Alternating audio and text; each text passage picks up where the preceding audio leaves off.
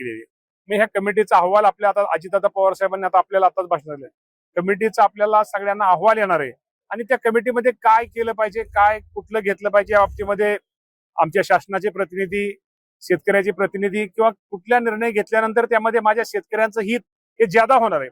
आणि शेवटी कर्जमाफी ही मिळाली पाहिजे, ही शेवटी मोठ्या माणसाला मिळायला पाहिजे. ही कर्जमाफी ही या राज्यातल्या गरीब शेतकऱ्यांना, जो शेतकरी शासनाकडे कुठेतरी मोठ्या अपेक्षेने बघतोय आणि त्या गरीब शेतकऱ्याला निश्चित प्रकारे मिळाली पाहिजे. त्यामुळे या बाबतीमध्ये अजून आम्ही कुठलाही भेदभाव केलेला नाही.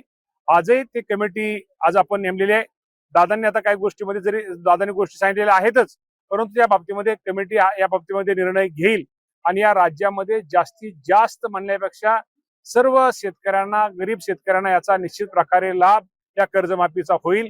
खूप मोठा ऐतिहासिक निर्णय या राज्याचे मुख्यमंत्री, दोन्ही उपमुख्यमंत्री या सर्वांनी माझ्या शेतकरी बांधवांसाठी घेतला. त्याबद्दल या राज्याचा कृषी मंत्री म्हणून या सर्वांचं मी आभार मानतो.